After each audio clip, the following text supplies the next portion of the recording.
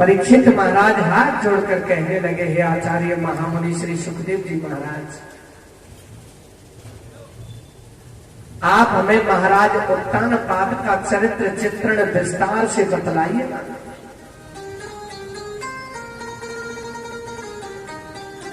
हे परीक्षित, जाए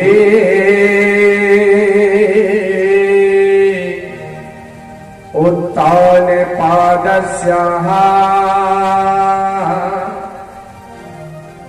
सुनीति सुरचितयो सुरचि प्रेयसी प्रतुनेतरा यति सुतो ध्रुवा। हे परीक्षित महाराज, महाराज उत्तानपाद बड़े ही धर्म परायण राजा थे। प्रजा उनसे प्रेम करती थी और प्रजा किस राजा से प्रेम करती है? जो प्रजा का ख्याल रखता है। जिस तरह से प्रजा राजा का ख्याल रखती है, राजा प्रजा का ख्याल रखता है, उसी तरह से परिवार का राजा होता है मुखिया। घर का जो मुखिया होता है वो राजा ही होता है। मुखिया को इस तरह से परिवार की पालना करनी चाहिए, लालन पोषण करना चाहिए, जिस तरह से राजा अपनी प्रजा का करता है। और परिवार को, अपनी मुखिया को ऐसा सम्मान देना चाहिए जो प्रजा राजा को देती है।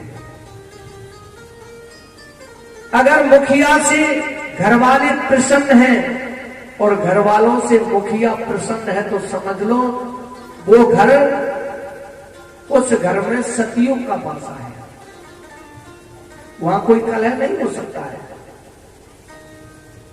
महाराज उत्तानपाद की जो रानी थी उनका नाम सुनीति था। महाराज उत्तानपाद सुनीति से प्रगाढ़ प्रेम करते थे, सलाह भी लेते थे। काफी समय व्यतीत हो गया। एक दिन महाराज उत्तानपाद बैठे थे, आंखों में आंसू थे। महारानी सुनीति को मालूम हुआ, हाथ जोड़कर के महाराज के आगे खड़ी हो गई। प्रभु, ऐसी क्या बात है जो आपकी आंखों में आंसू हैं? ऐसी क्या बात है?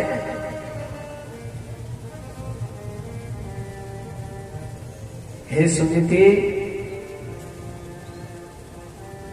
ना मेरा किसी ने अपमान किया है, ना मेरी किसी ने मान हानि की है, ना मेरा और कोई दुख है। आज अचानक एक बात याद आ गई। आज मेरे मन में विचार आया कि ये राजकाज वैभव ये मेरे किस काम का है? राजकाज वैभव मेरे कोई काम का नहीं है, क्योंकि हमारे कोई संतान तो है ही नहीं।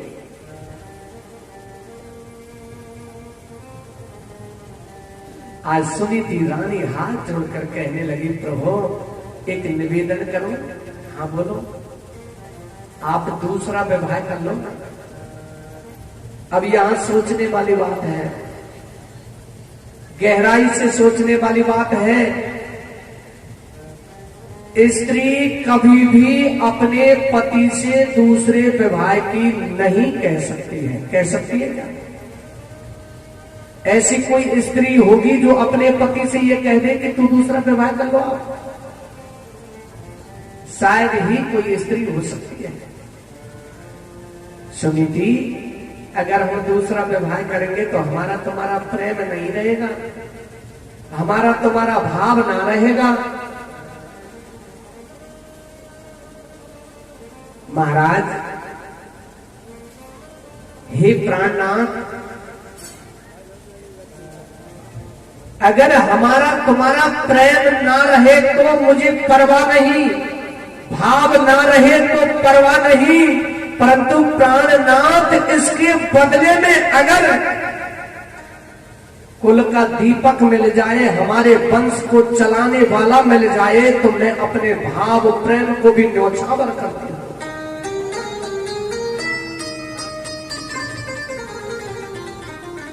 महाराज उत्तानपाद ने अपना दूसरा विवाह रानी सुरुचि के साथ किया। रथ में बिठा के लाए, दरवाजे पर, महलों के दरवाजे पर पहुंची तो सुनीति रानी तो आरती का थाल लिए हुए खड़ी थी कि मेरी छोटी बहन आ रही होगी, मैं उनका आरता करता था। रथ में से जैसे ही रानी उतरने लगी तो रानी ने कहा, महाराज ये कौन है?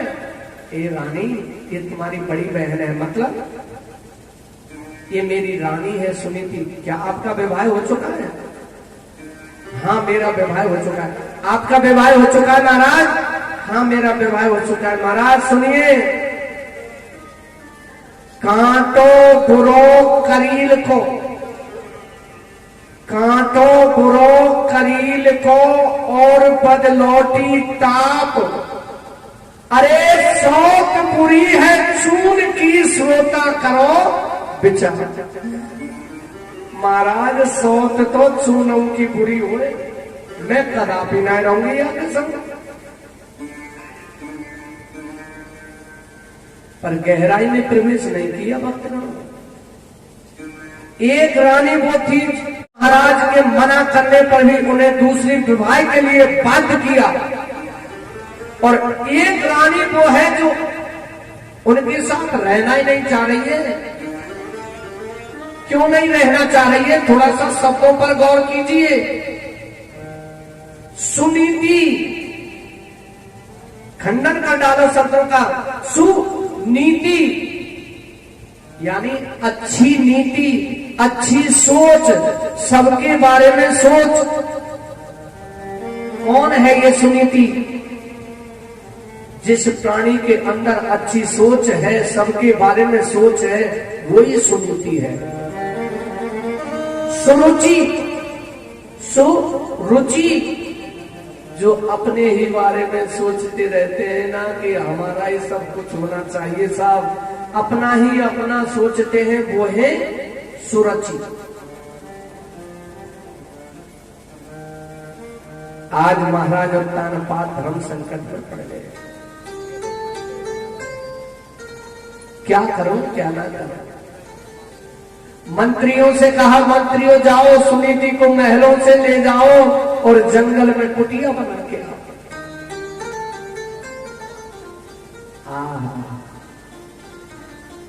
जब रानी सुनीति ने ये बात सुनी, आंखों में आंसू आ गए।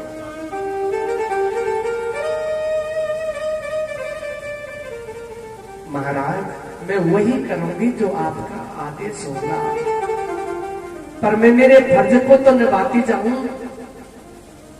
सुरुचि का आरता किया, महलों में स्थापित किया, और उत्तानपाद महाराज के पास आकर के चरणों में गिर गई, आंखों में आंसू लगे। हे महाराज,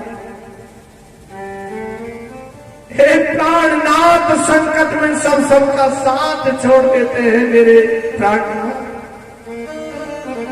आप मुझे जो आज्ञा देंगे मैं उसी की पालना करूंगी, पर मेरा साथ ना छोड़ देना, मेरा साथ ना छोड़ देना प्रभु। क्यों? अजी मैं दासी,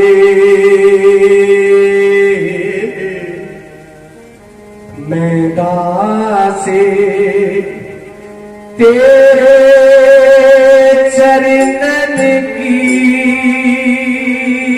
है।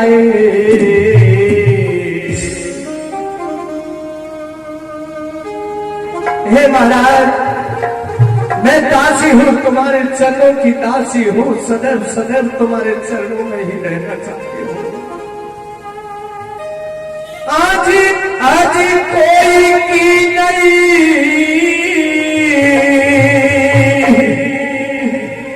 और कोई की नहीं,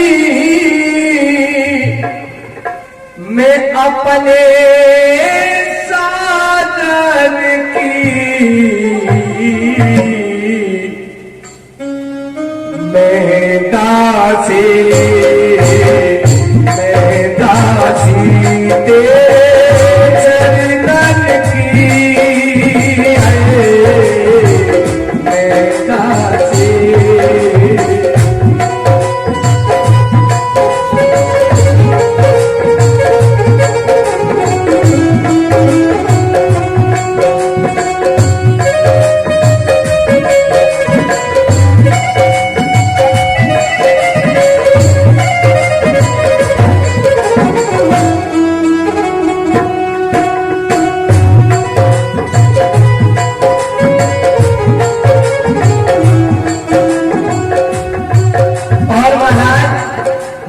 मेरा कुछ नहीं है,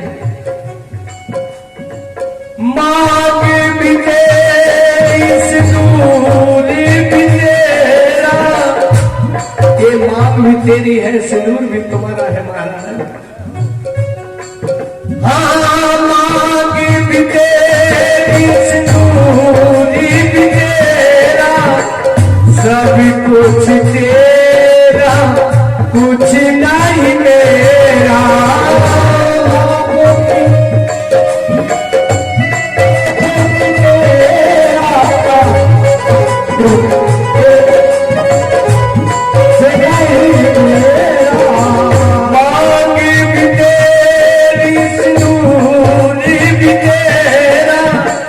सब कुछ तेरा कुछ नहीं मेरा, तोरे सौगंध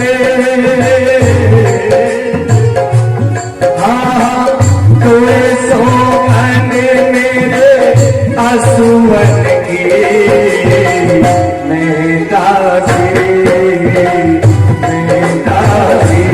तेरे चरणन की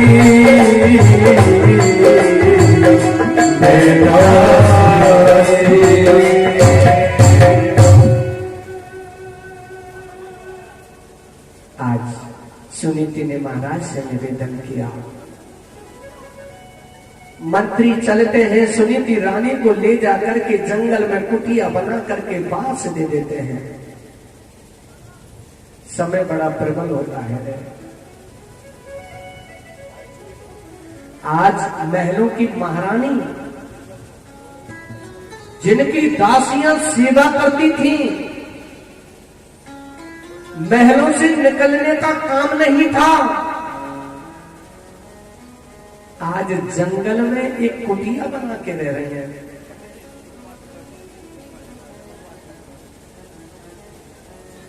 जंगल में कुटिया बना के रह रही हैं। समय व्यतीत होता गया। एक दिन महाराज उत्तानपाद शिकार खेलने आए, सुनीति की कुटिया पर पहुंचे।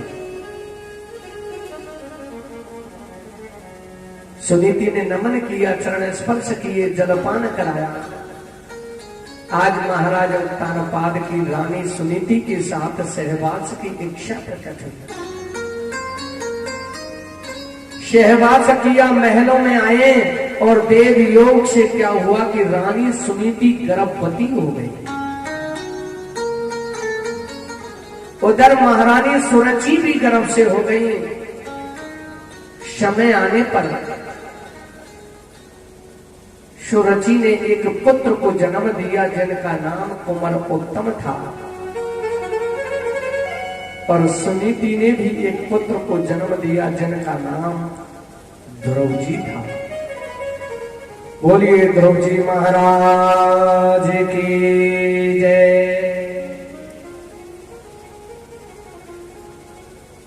बच्चे की सबसे पहली पाठशाला होती है माँ बाप। माता पिता बच्चे को जैसा संस्कार डालेंगे, बच्चा ऐसे ही संस्कार में पलेगा। हमारी माताएं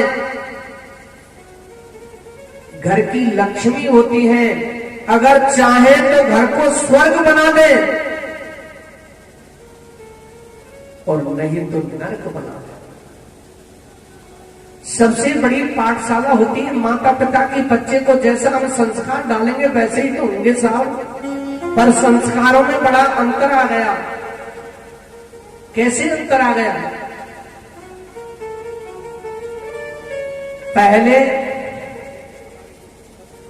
मां से कहते थे मैया, मां से बोलते थे मैया, और पिताजी से कहते थे बाबा। ब्रज में तो आज भी ऐसे ही कहते हैं। भगवान श्याम सुंदर भी यशोदा मैया से कभी भी मम्मी नहीं कहा होगा। कहा क्या? नंद बाबा से कभी भी पिताजी नहीं कहा होगा, डैडी नहीं कहा होगा, पापा जी नहीं कहा होगा। पिताजी से बाबा कहते थे और मां से मैया कहते थे। ये हमारे संस्कार थे। समय का परिवर्तन हुआ, समय का परिवर्तन हुआ। बाबा से पिताजी कहने लग गए, मैया से मां कहने लग गए। और भी परिवर्तन हुआ साहब।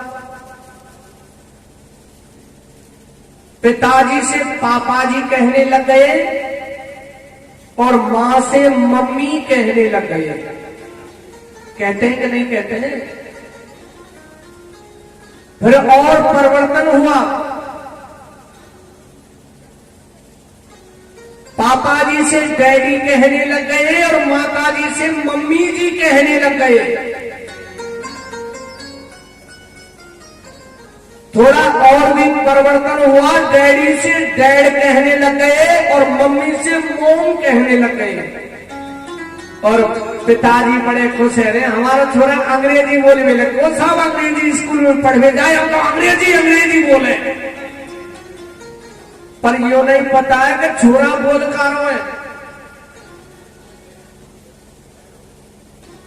डैड से पिताजी बड़े खुश हो रहे हैं, हमारा छोरा तो अंग्रेजी बोल रहे हैं। पर ये डैड तो अंग्रेजी शब्द है, इसका हिंदी रूपांतरण क्या है? डैड को अंग्रेजी में डैड कहते हैं, हिंदी में कहते हैं मरा हुआ।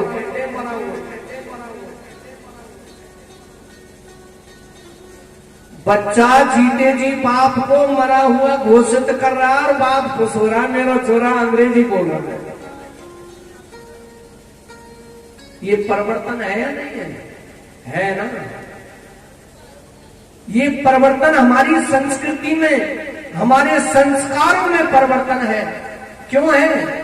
पहले तो हम बच्चों के नाम रखते थे सीताराम, राधे श्याम, लक्ष्मण, घनश्याम, रघुनाथ। अब कोई ऐसा नाम रखता है क्या? क्यों रखते थे? इसमें भी एक कारण है साहब।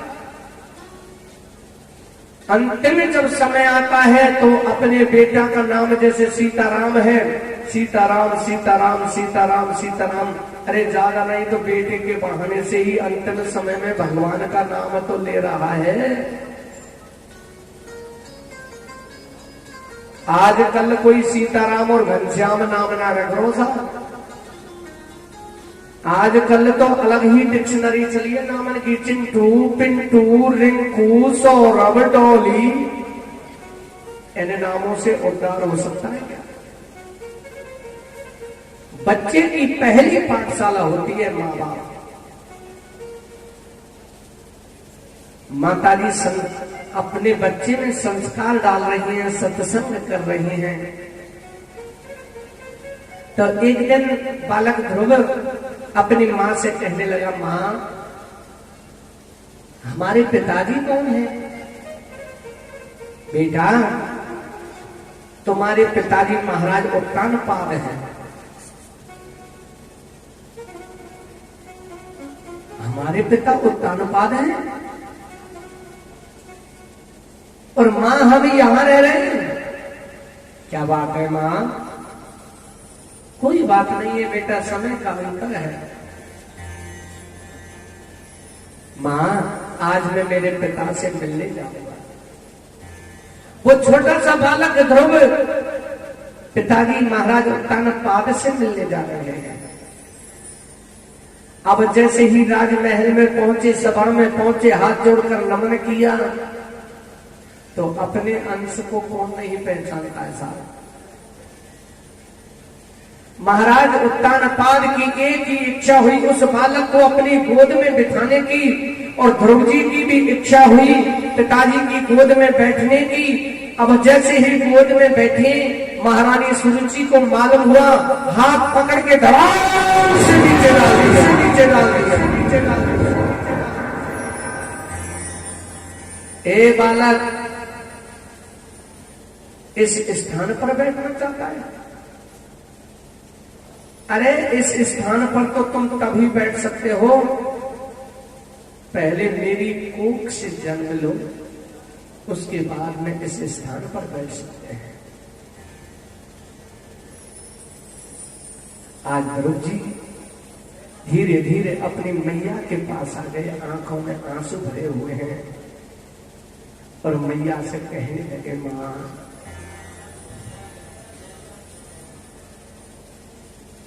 ए मां,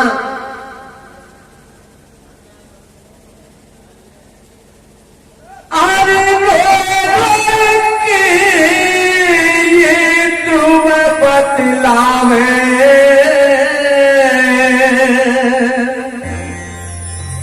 हाँ तुम भी रो रो कर अपनी मैया से कह रहे, ए मेरी मां,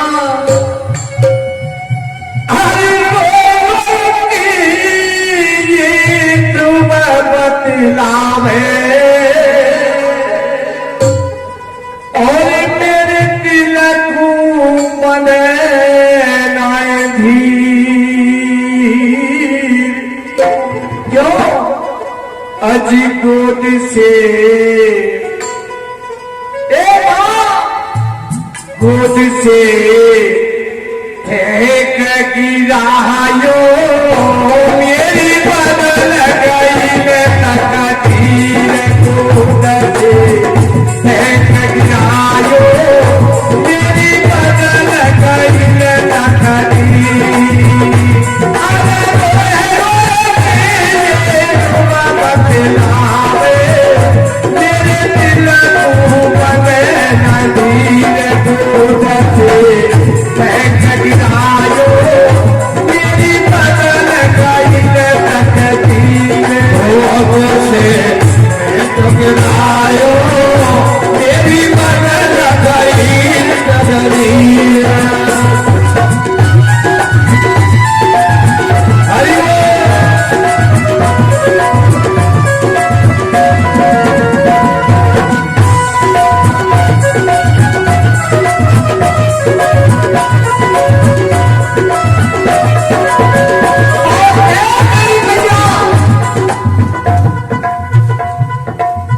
गोद पिता किले उत्तम भैया हो, गोद पिता की उत्तम भैया, अपनों खेल रचायो है,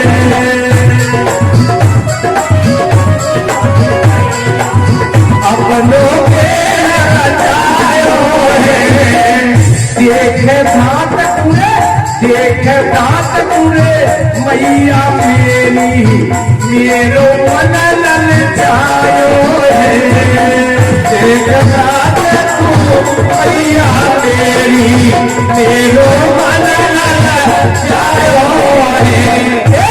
मैया भैया उत्तम पिताजी की गोद में बैठा था, उनको देख करके मेरी भी इच्छा हुई कि मुझे भी बैठना चाहिए। अब जैसे ही मैं बैठा, झटको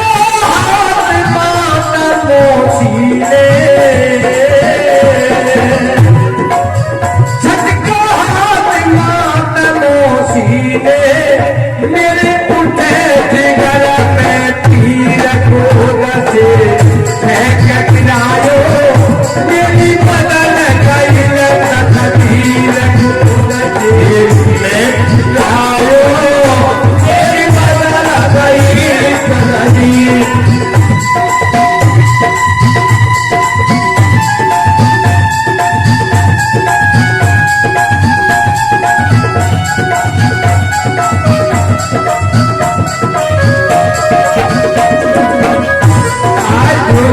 हे मेरी माँ, मेरे से कोई गलती हो गई?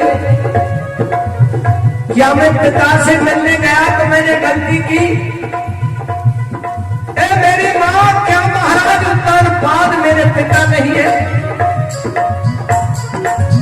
उत्तम कुंवर जब पिता की गोद में बैठ सकता है तो माँ क्या मैं नहीं बैठ सकता हूँ? मेरी माँ, गलती कहाँ बनी है मेरी मैया, ऐसो वचन सुनायो है। गलती कहाँ बनी मेरी मैया, ऐसो वचन सुनायो है। उत्तम राजकुमार भयो मुए, दासी को लाल पटायो है। अरे उत्तम दासी को लाल पटायो है। अज तेरी जन्म ले तेरे, मोटे नहीं जन्म ले तेरे, तब को जागीर पूजन से फेंक गिरायो, तेरी बदन कैल तकदीर भोज से कैसी गिरायो, तेरी बदन कैल तकदीर।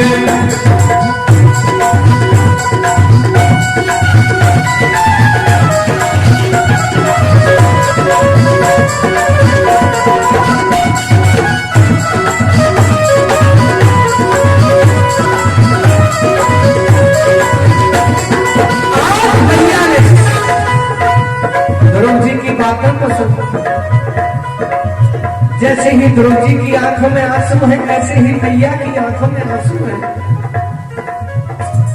आज मैया सुनीति भी पपट के रो रही है।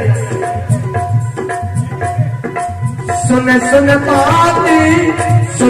बात लाल गिरे मैया, हिलकी भर भर रोय रही।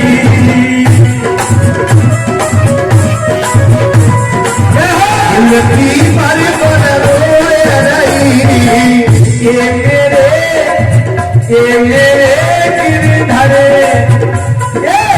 ये मेरे गिरधर गोपाल सामने, कहाँ सोच और कहाँ भई।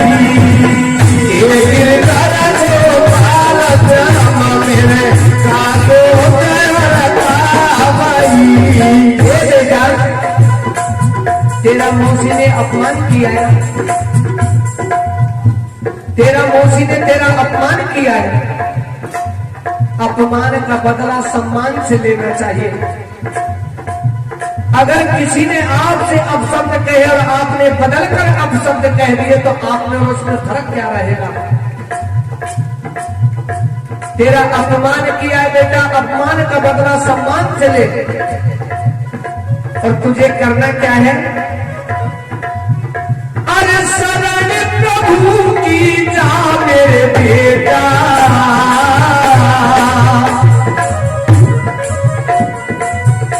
अरे शरण प्रभु की जा मेरे बेटा, तू धर के भेष फकीर गोद से फेंक गिरायो, मेरी बदन गई तकदीर गोद से फेंक गिरायो, मेरी बदन गई।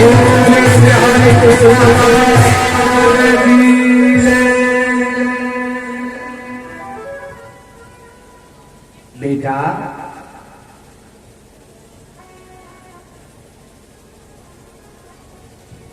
फकीरी भेष बना करके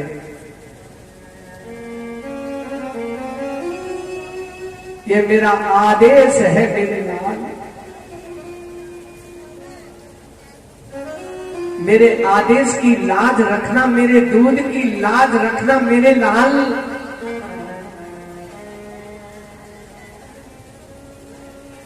ये जाओ, तेरी मौसी ने अपमान किया है तो प्रभु की शरण में चले जाना।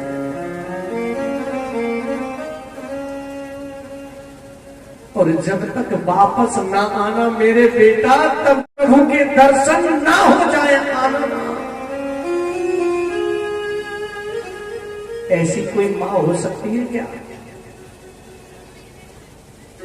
मैया, ऐसी कोई माँ हो सकती है क्या अपने छोटे से बेटा से कह दे कि जंगल में चला जा फकीरी भेष धर के, और जब तक वापस न आना तब तक प्रभु के दर्शन ना हो जाए।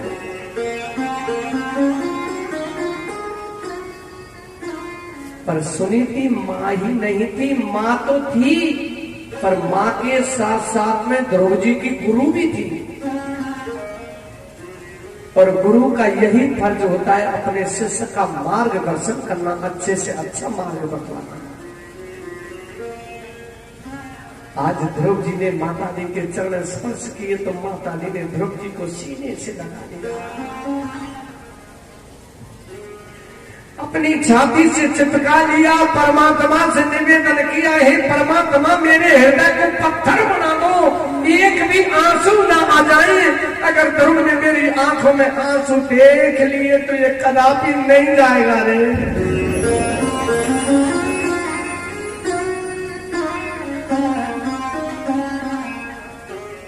जाओ बेटा जाओ, आज ध्रुव जी चलते हैं।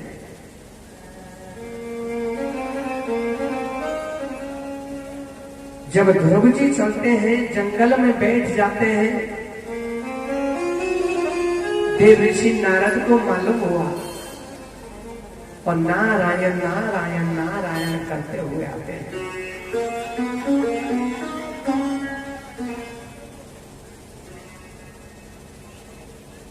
बेटा,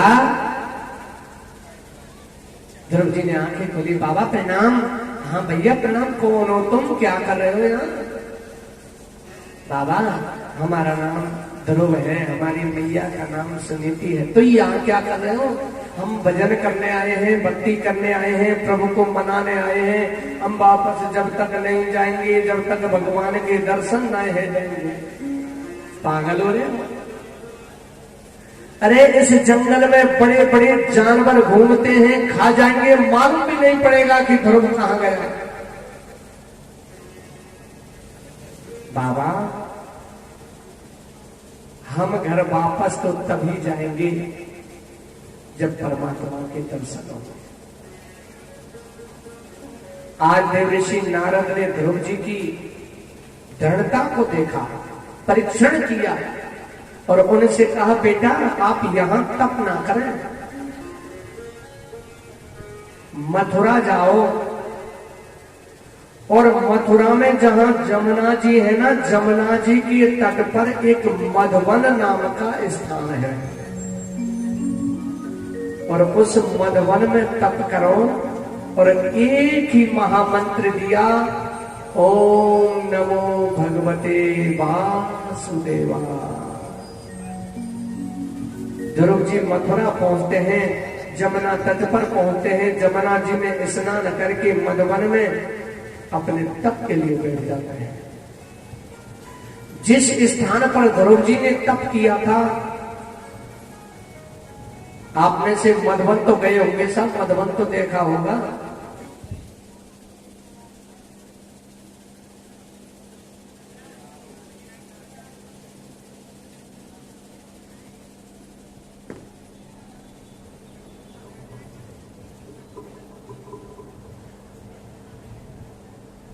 मधवन तो जरूर गए होंगे।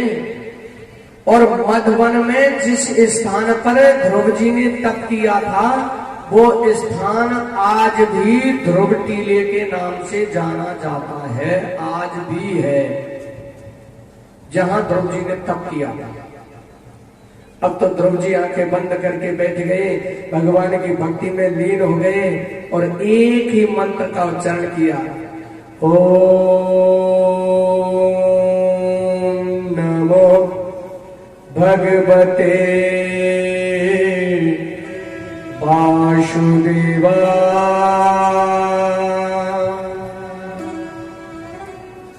ओम नमो भगवते वासुदेवा।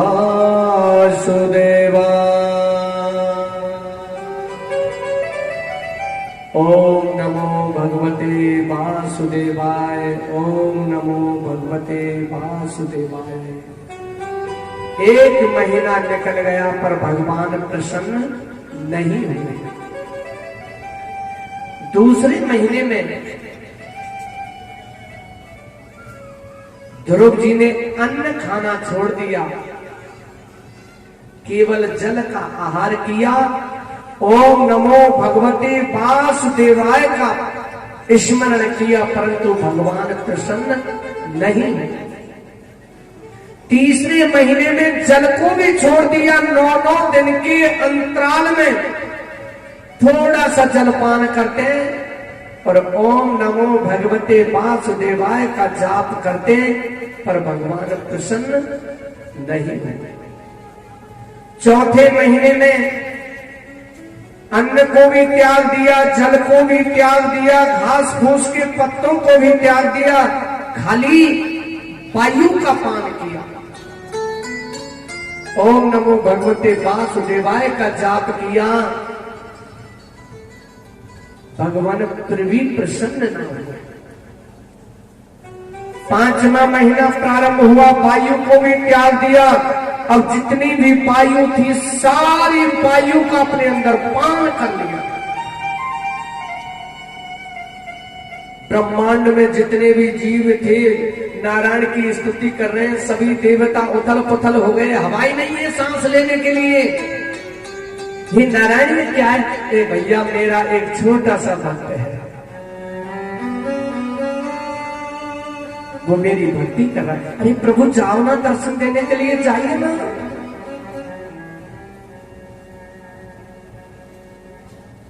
परमात्मा अपना चतुर्भुज रूप बना करके ओम सशंख चक्रम सपीत कुंडलम शपीत वस्त्रम सरशीरोहे क्षुणम शहारि बक्षस्थल कौस्तुभश्रियम् नमामि विष्णु शिरसा चतुर्भुजम्। भगवान ने जो छवि बनाई थी वो ही छवि ध्रुव जी के अंदर विराजमान हो गई।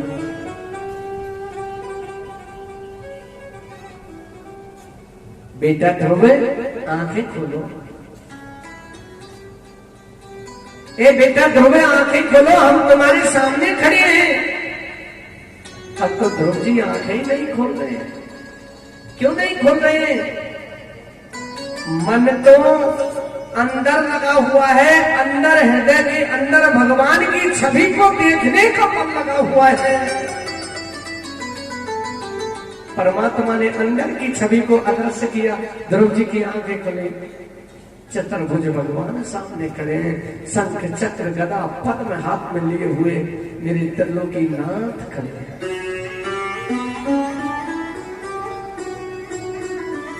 बेटा मांगो, क्या मांगना चाहते हो?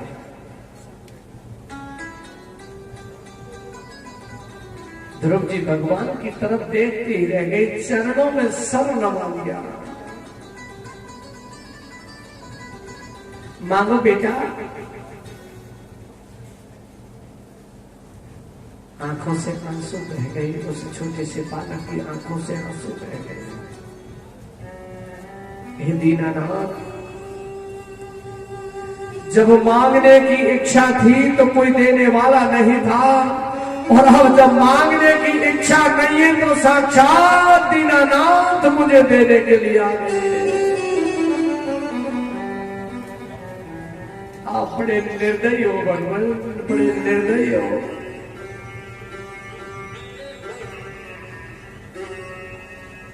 मैंने अन्न खाना छोड़ दी, छोटी सी अवस्था में आपकी भक्ति के लिए इस जंगल में आया।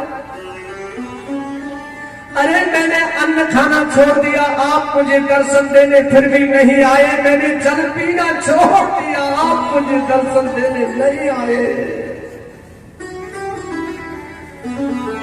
मैंने सब कुछ छोड़ दिया, फिर भी दर्शन देने नहीं आए। दीनानाथ, सारी चीजों को छोड़ दिया,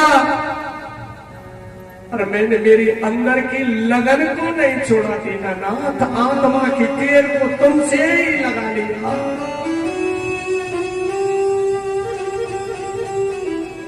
अब मांगने की कह रहे हो?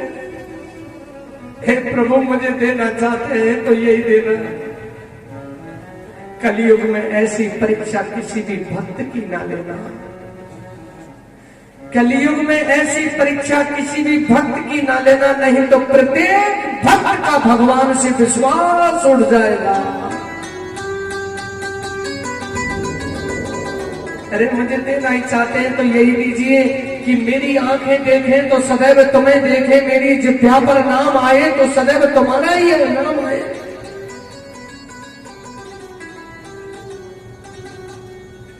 और प्रभु मांगना चाहता हूं तो यही मांगना चाहता हूं,